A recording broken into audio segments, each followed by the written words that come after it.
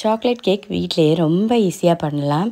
நீங்கள் வந்து chocolate cake try பண்ணி உங்களுக்கு வந்து அந்த நல்ல மாய்ஸ்டாக அந்த சாஃப்டாக வராட்டி கண்டிப்பாக இந்த ரெசிபி ட்ரை பண்ணி பாருங்கள். 100% எந்த ஃப்ளாப்புமே இல்லாமல் ஃபர்ஸ்ட் டைமே உங்களால் சூப்பராக பண்ண முடியும். கரெக்டாக இந்த எல்லா இன்க்ரீடியன்ட்ஸையும் இதே அளவோடு சேர்த்து பண்ணிங்கன்னா உங்களுக்கு வந்து கண்டிப்பாக இதே மாதிரியே சாஃப்டாக வரும். இப்போ வாங்க இந்த மாய்ஸ்ட் சாக்லேட் கேக் எப்படி பண்ணலான்னு பார்க்கலாம். இப்போ வந்து நான் இங்கே ஒரு கிளாஸ் பவுல் எடுத்திருக்கேன். ஸ்டீல் பவுலோ கிளாஸ் பவுலோ எதுனாலும் எடுத்துக்கலாம். ஒரு சீவரும் சேர்த்து எடுத்துக்கலாம். அதில் ஒரு கப் அளவுக்கு மைதா மாவு சேர்த்து நம்ம வந்து ஃபஸ்ட்டு வந்து பாதி அளவுக்கு சலிச்சு எடுத்துக்கலாம். இப்போ பாருங்கள் பாதி ஆயிடுச்சு. அதில் இப்போ நம்ம அரை கப் அளவுக்கு கொக்கோ பவுடர் 1/2 கப்பில் ஒரு கப் அளவுக்கு கொக்கோ பவுடர் சேர்த்துக்கலாம். அது கூட அரை டீஸ்பூன் அளவுக்கு பேக்கிங் சோடா சேர்த்துக்கோங்க. ஒரு டீஸ்பூன் அளவுக்கு பேக்கிங் பவுடர் சேர்த்துக்கோங்க. ஒரு பிஞ்ச் அளவுக்கு உப்பு சேர்த்து இது எல்லாத்தையுமே சேர்த்து ஃபர்ஸ்ட் வந்து இந்த ட்ரை இன்க்ரீடியன்ட்ஸ் எல்லாமே நம்ம வந்து இந்த மாதிரி சலிச்சு எடுத்துக்கலாம்.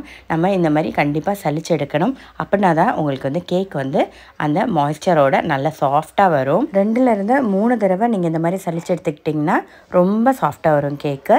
இப்போ வந்து ஒரு ஸ்பேச்சுலா வச்சு மிக்ஸ் பண்ணிக்கலாம். இப்போ ஜீனி அரை கப் அளவுக்கு சேர்த்துக்கலாம். ஒரு கப் மாவுக்கு அரை கப் அளவுக்கு ஜீனி சேர்த்திங்கனாலே உங்களுக்கு வந்து கரெக்டாக இருக்கும். இப்போ ஒரு முட்டை சேர்த்துக்கலாம். அடுத்ததாக ஒரு டேபிள் ஸ்பூன் அளவுக்கு தயிர் சேர்த்துக்கோங்க. ரொம்ப புளிப்பில்லாத தயிராக பார்த்து சேர்த்துக்கோங்க. அடுத்து 1/4 கப்பில் ஒரு கப் அளவுக்கு சன்ஃப்ளவர் ஆயில் இல்லாட்டி கிளாரிஃபைடு பட்டர் சேர்த்துக்கலாம். பட்டரை வந்து உருக வச்சு சேர்த்துக்கோங்க. இப்போ இது எல்லாத்தையுமே சேர்த்து நல்லா மிக்ஸ் பண்ணிக்கலாம். ஒரு 1/2 கப் அளவுக்கு தண்ணி தண்ணி எடுத்துக்கலாம். இல்லாட்டி நீங்கள் இந்த இடத்துல பால் கூட சேர்த்து பண்ணலாம். கொஞ்சம் கொஞ்சமாக தண்ணியை வந்து மிக்ஸ் பண்ணி இந்த மாதிரி கொஞ்சம் கொஞ்சமாக சேர்த்துக்கோங்க. முதலையே தண்ணியை மொத்தமாக சேர்த்துறாதீங்க. கொஞ்சம் கொஞ்சமாக ஒரு 4 to 5 தடவை வரை உங்களுக்கு வந்து தண்ணி சேர்க்குற மாதிரி இருக்கும். இப்போ பாருங்கள் மாவு வந்து ரெடி ஆயிடுச்சு. இந்த திக்னஸ் தான் நம்மளுக்கு வந்து தேவை. இப்போ பேட்டரை வந்து நம்ம தனியாக எடுத்து வச்சுக்கலாம். இது வந்து ரெஸ்ட் பண்ண வைக்கணுங்கிற தேவையெல்லாம் கிடையாது. இப்போ நம்ம வீட்டில் இருக்கிற குக்கர் வச்சே தான் நம்ம இதை பண்ண போகிறோம். ஜஸ்ட்டு நம்ம வந்து ஒரு பாத்திரம் எடுத்துக்கோங்க. கொஞ்சம் ஹைட்டு கூட உள்ள பாத்திரம் எடுத்துக்கோங்க. இல்லை உங்ககிட்ட கேக் டின் இருந்துச்சுன்னா கேக் டின் எடுத்துக்கோங்க.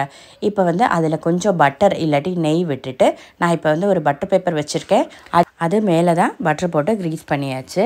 இப்போ வந்து நம்ம அதை குக்கரில் பண்ண போகிறோம். குக்கரை வந்து ஒரு 10 நிமிஷத்துக்கு மீடியம் ஃப்ளேமில் வச்சு ப்ரீ ஹீட் பண்ணதுக்கு அப்புறமேட்டு நம்ம வந்து இந்த கேக் பேட்டரை நம்ம வந்து உள்ளே வச்சுக்கலாம். நம்ம வந்து மைக்ரோவேவில் பண்ணோம்னாலே நம்ம வந்து கண்டிப்பாக அதை ப்ரீ ஹீட் பண்ணிட்டு தான் வைப்போம். அதே மாதிரி இந்த குக்கர் வச்சும் நம்ம வந்து ரொம்ப சாஃப்டாக பண்ணி எடுக்க முடியும். இப்போ வந்து ஒரு 40லேருந்து 45 நிமிஷம் வரை பேக் பண்ணி எடுத்துக்கலாம். இப்போ வந்து ஒரு டூத் பிக் ஏதாச்சும் வச்சு நீங்கள் வந்து இந்த மாதிரி ஒரு உள்ளே இப்படி விட்டு பாருங்கள். அது பார்த்திங்கன்னா உங்களுக்கு வந்து அந்த டூத் பிக்கில் எதுவுமே நம்மளோட மாவு எதுவுமே ஒட்டாமல் வரணும். அப்படின்னா தான் அது வந்து ஃபுல்லாக உள்ளே வெந்திருக்குன்னு அர்த்தம். மாவு வந்து ஒட்டி வந்துச்சுன்னா இன்னும் ஒரு 5-10 நிமிஷம் கூட இன்னொரு தடவை இந்த மாதிரி மூடி வச்சு வேக வச்சு எடுத்துக்கோங்க. அப்போ வந்து உங்களுக்கு கரெக்டாக வரும். இப்போ வந்து கொஞ்சம் ஆறுனதுக்கு அப்புறமேட்டு சைடில் லைட்டாக ஒரு கத்தி வச்சு எடுத்து விடுங்க. அப்போ வந்து உங்களுக்கு வந்து கரெக்டாக வந்துடும். எப்பயுமே கண்டிப்பாக சூடோடு எடுத்துடாதீங்க. சூடோடு எடுத்தால் வந்து நம்மளுக்கு வந்து அந்த எங்கேயாச்சும் நம்மளுக்கு அப்படியே உடஞ்சி போகவோ அந்த மாதிரிலாம் சான்ஸ் இருக்குது. அதனால் நல்லா ஆறுனதுக்கு அப்புறமேட்டு மட்டும் நீங்கள் வந்து நம்ம எந்த பாத்திரத்தில் வச்சோமோ அதிலிருந்து நம்ம டீமோல்ட் பண்ணி எடுத்துக்கலாம். இப்போ அந்த பேப்பரை ரிமூவ் பண்ணியாச்சு. பாருங்கள் அவ்வளோ பர்ஃபெக்டாக வந்துருச்சு. டேஸ்ட்டுமே அந்த அளவுக்கு அருமையாக இருக்கும். நம்ம இப்போ இந்த கேக் வந்து வாங்கினோன்னா எப்படி ஒரு 150லேருந்து 200 ருப்பீ கிட்ட நம்மளுக்கு வந்து பேக்கரியில் வரும். இது வந்து நீங்கள் ஒரு தடவை எல்லாமே வாங்கி வீட்டில் வச்சிட்டிங்கன்னா baking powder, baking soda, cocoa powder இந்த மாதிரி உள்ள விஷயம் வாங்கி வச்சிட்டிங்கன்னா நீங்கள் வந்து தாராளமாக ஒரு 4-5 கேக் கிட்ட நீங்கள் வீட்டிலையே சூப்பராக பண்ணலாம். இப்போ பாருங்கள் உங்களுக்கு வந்து கட் பண்ணி எடுக்கிறப்பே தெரியும் எந்த அளவுக்கு பர்ஃபெக்டாக வந்திருக்குன்னு. எந்த இடத்துலையுமே நம்மளுக்கு உடஞ்செல்லாம் போகல.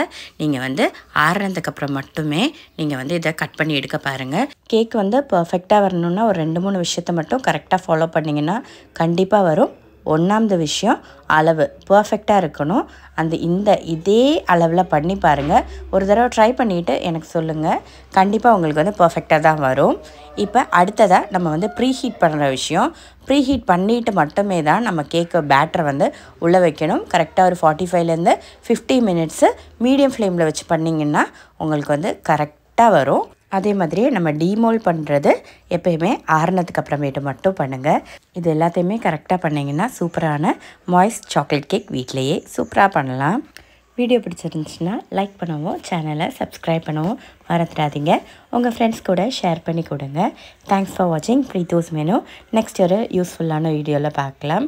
ஹெல்த்தியாக சாப்பிடுங்க, சந்தோஷமாக இருங்க. பாய்.